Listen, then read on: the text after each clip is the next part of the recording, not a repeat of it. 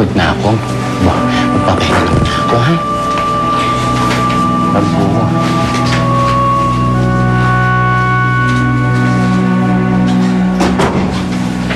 Mahit, alam ko gutom ka na.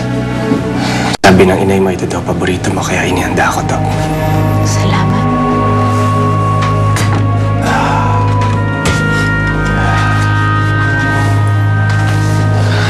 Kain ka na, Mahit.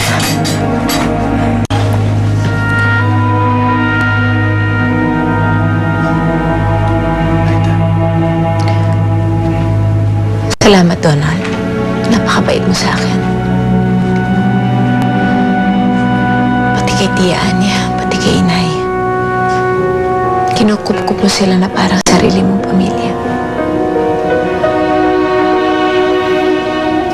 Mahit, ako kung sino mahal mo. Mahal ko na rin. Nagpapasalamat ako sa iyo, Don. At naisip ko nga na baka nga mali ang ginawa kong pagtrato sa iyo. Kaya huwag ka mag-alala, Donald. Mula ngayon,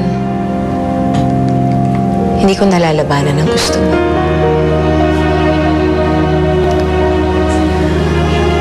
At susubukan na kitang mahalin.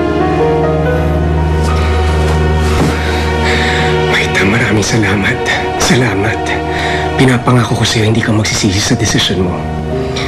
At Mahit, para wala ng gulo, mag-ibang bansa tayo sa lalong madaling panahon. At isasama natin ang pamilya mo. Mahit, salamat.